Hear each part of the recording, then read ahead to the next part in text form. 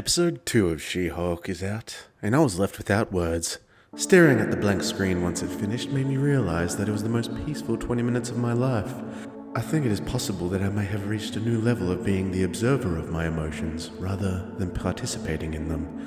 The tranquility can only be described as the touch of Mother Gaia, of which I have now been reborn an emanationist because nothing fucking happened in this episode. How the fuck did Kevin Feige go from making these prodigious, prestigious, prolific pictures? Grenade!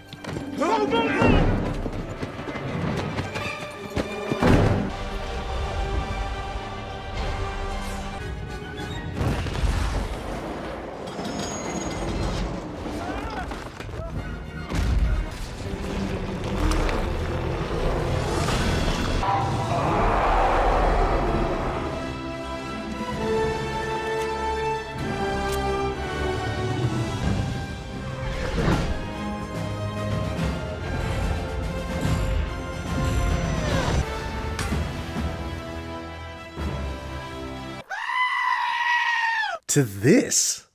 I have to say I'm not comfortable taking this case. I would much prefer to be assigned literally any other case at this firm. And better yet, how does he expect to hold people's attention and awe? Episode 1 was so cringe I nearly folded myself into a singularity. But this episode was just so goddamn uneventful it resembled being in an induced coma.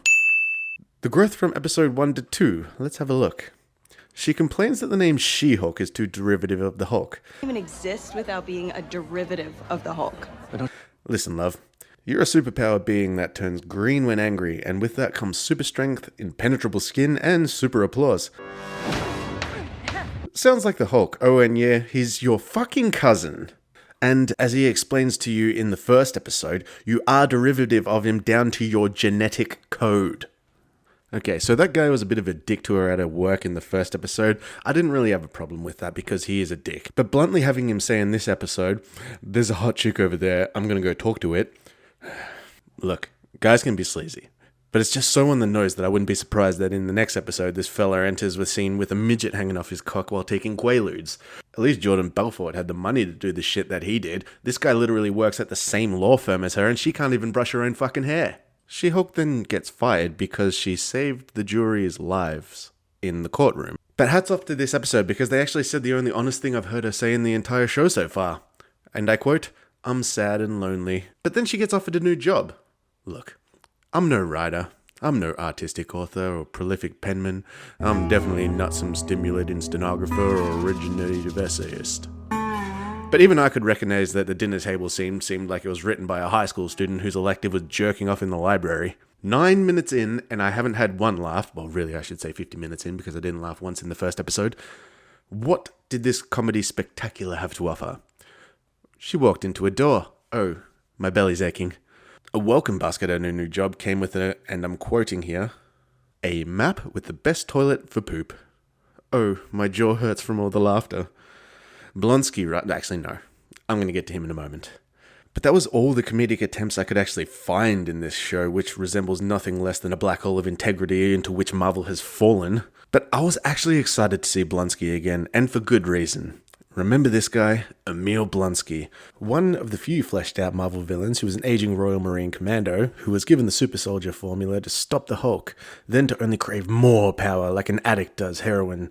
His chasing the dragon resulted in becoming the Abomination that destructively tore through Harlem to call out the Hulk. All he wanted was a worthy opponent. Well, he's writing haikus now and talking about his pen pals, greeting people with a friendly namaste, dreaming of a quiet life living alone in blissful solitude. Oh, what the fuck, Marvel? I don't know if I'm without words or that I just have so much to say on the matter that I'm paralyzed into prostration due to the total disrespect for the characters due to incompetence, or Marvel is just at a point of comfort that they just don't care about the consumers anymore. They're really trying to have intrigue with their shows, and in this episode, Hulk is on a spaceship going to, I'm guessing, Sakaar. But after rewatching Incredible Hulk recently, I just don't care about this calm, polite, friendly, collected, limp shadow of his former self, not Hulk. Green. Did you get that? Do they even know the definition of Hulk? Let me share. The definition of Hulk is an old ship stripped of fittings and permanently moored, especially for use of storage or as a prison. He is nothing like that anymore. I wonder if these shows could get any worse, and it goes without saying, my excitement for Daredevil returning feels more like I'm about to visit a friend in palliative care, and I'm just counting down the days to wish him farewell.